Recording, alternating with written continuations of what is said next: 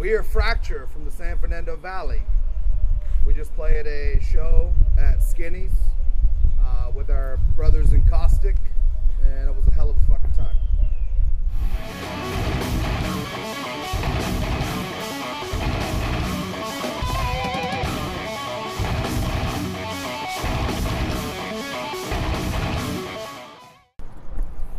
We came together in 2009. My brother John and I moved out here from South Carolina with the dreams of pursuing our music career full time, you know, and really giving a go at it. So we came out here, linked up with people that wanted to be motivated, driven, and we feel right now this lineup, we're stronger and better than we've ever been. I think Machine Head, Pantera, Soilwork, In Flames, and Sugar, Temptations, from all sides of the spectrum. We go everywhere from I don't know about that R&B all the way to Slayer. I mean, Slipknot, it's a wide spectrum. We're open to all kind of music. I like stuff that makes noise. We're doing a whole bunch of CDs. That's about it. Okay. Korn, I love Korn. Korn's great. To people that are not into metal, I think that's one of the best parts about this band is the fact that we get a lot of people that normally don't like this stuff, and they come up to us and say, hey, I don't really like this music, but you guys do it well. So we pride ourselves in that. We have a good range of, I guess we have an eclectic range of music. We have the softer stuff for people that don't like all the heavy, but yet we still have the brutal, kick you in your fucking teeth stuff that heavy metal heads will love. So we do both sides. You gotta please everybody. I would say our ultimate goal is world domination. World domination. That's it. We want to take over as far as we can. We believe the sky is the limit, and we're gonna push it to the fucking top until we can't go anymore. Ride the train till the wheels fall off. That's it. Oh man. The last one was very, well, in my opinion, it was softer compared to the new one. And the newer stuff is heavier, but yet it still has the same. It still kind of has the same like signature sound that I guess we have as a unit. So it's kind of hard to explain because it's weird because like the lyrics of the last one are actually very deep and very like, you know, dark, but the music is not necessarily the same as like the new one. So it's always like a play on whatever you feel. Like sometimes you say dark stuff, but the music doesn't have to be dark in order for the song to sound dark. Mm-hmm. So it's just weird. It's just a constant growing concept, basically. Like the more we play together, so it just happens naturally. That was deep, bro. That was fucking deep, dude. Deep. True words. We have not gone on tour yet. We are working on that. We have played Vegas 5-6 times or so. At least 5 or 6 times, but we have not fully been on the road yet due to financial reasons. You know, the truth be told, man, that's as real as it fucking gets. Is we just don't have a van, we don't have a trailer. We all work 9 to 5. I mean, we all work full-time jobs, and this is what we do. You know, this is our career. There's a difference in what you do for a living and your career. What pays the bills for me is working, you know, but this is what I want to do for the rest of my life. It doesn't feel like work when we do this. But our goals are to get on the road this year, or at least first part of next year. Oh man. One of my favorites is like the Complex in Glendale. Complex. I love that place because the guy that runs the sound, his name's Daniel Dismal, he's just a sweetheart. And he loves loud music, so that's always great. Yep. Me personally, I love the Whiskey A Go-Go. I love the Whiskey A Go-Go. There's a lot of sentimental value there. All our favorite bands. Obviously. All our favorite bands played the Whiskey when we were growing up, watching Motley Crue on TV in Hollywood. Just seeing them dominate the LA music scene, and now we go and play in the same dressing room as Jim Morrison and as Nikki Sixx, that's just like a dream come true by itself. So that place always holds a sentimental special. I know a sentimental special place in mine and Waylon's hearts. And of course, we love Skinny's. And of course, we love Skinny's. Skinny's is awesome. Skinny's is awesome. It's home to us. Scum Love has always treated us so well.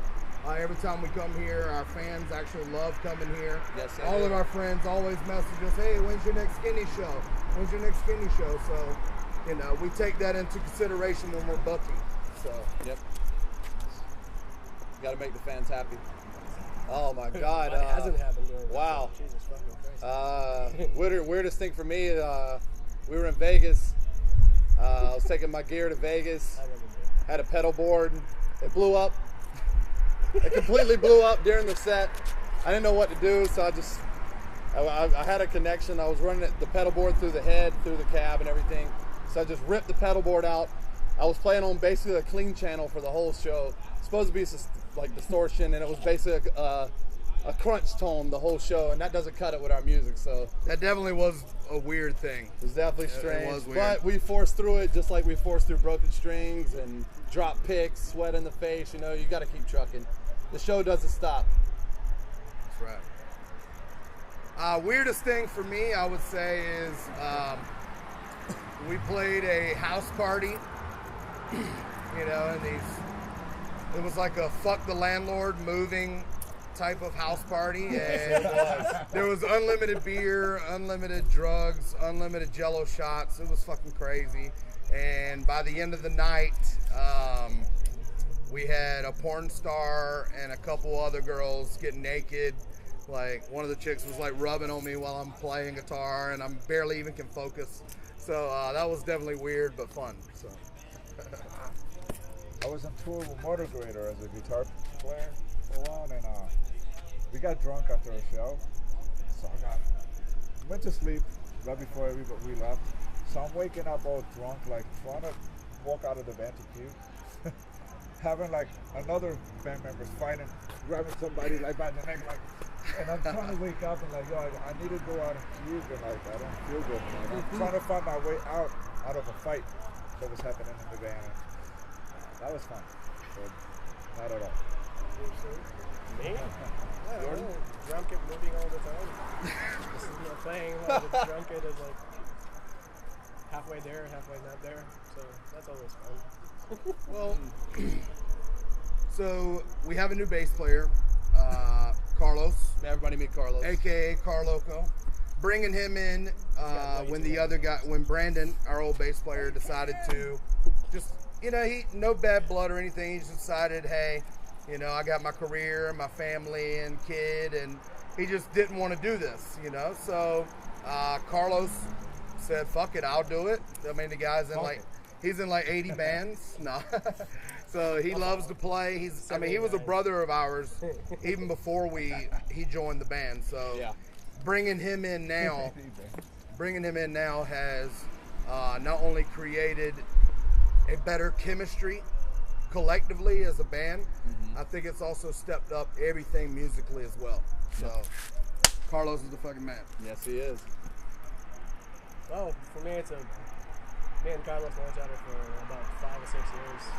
He's basically one of my best friends in LA. So it's like a completely different thing. Like, having him in the band is like basically having a brother in the band. Because I already worked that into a relationship with Waylon and John, like we have brothers. So just bringing another brother that wasn't part of the band, it's just basically became like one Drinking of the... beer is fun. It just basically became a unit like really, really, really fast. Because we all know each other for a long time, and especially I have a connection with him and have a connection with them, so it was just came together so fast. And we love beer. And yeah, we like beer. We have a few shows coming up. We have a show in October. We have working on a few shows too. Well, we have one booked in October. We're playing with Active Defiance at the Complex, and then we have a show in November. We're playing with another very, very good band called DMT. Fucking awesome band, and still trying to book more shows and basically writing new songs and get our name out there. That's it. Trying to stay busy. Madison Square Garden. Oh wow, Madison Square Garden. Yeah. Realistically, I would say I've always wanted to play House of Blues, Myrtle Beach, Same South here. Carolina. Myrtle Beach, South Carolina, House of Blues. You know, like that's where we're from. I mean, we're from South Carolina, so for John and I, it would mean the world for us to play House of Blues, Myrtle Beach. I saw my first. dude, I saw my first concert there when I was like 12 been there years for a old. couple So times. to go back and play on that stage and kind of relive the feeling I had of seeing my first show there and kind of having that special bond with that club again, that would just mean the world. Plus, I know that we would have an amazing amazing crowd. Turnout, because yeah, the turnout would be crazy, man. We know a Because- lot of people there. So. South Carolina, man, South Cat. they put it on the map for us. Okay, I would say the best thing about playing live is the interaction with the fans and the energy that creates. Bless you. The worst thing about playing live sometimes can be sound, technical issues. Batteries. You know, batteries going dead. Batteries, Chords coming out, tuning dropping, fucking things breaking, things falling breaking, apart. sound guys not knowing what the fuck they're doing, shit like that. So, Anything can cause problems, and everything can cause problems. But you just gotta keep going, and just deal with it. But shit does happen, and that's probably the worst part for me about playing live. But the best thing, like Waylon said, is the interaction with the fans and seeing the thrill on people's faces, knowing that you gave them a special moment on that night, that you made their night come true. Like you feel what they're feeling, and you feel what you're feeling inside, and you see it represent through the fans, and it's unforgettable feeling. because we don't see them as fans. No. Everyone that comes Everybody's to our shows is family. We take everyone in. We talk to everyone and take pictures with everybody. We talk to people outside of playing shows. Yeah. You know, like we don't just show up and play shows and, oh, hey, what's up? No, we talk to these people on a daily basis, weekly basis. You know, like we always keep in touch no matter what.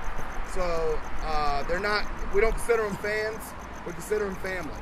Yeah. Our Fracture family. Fracture family. That's right. Support us. We should jump into like the stuff on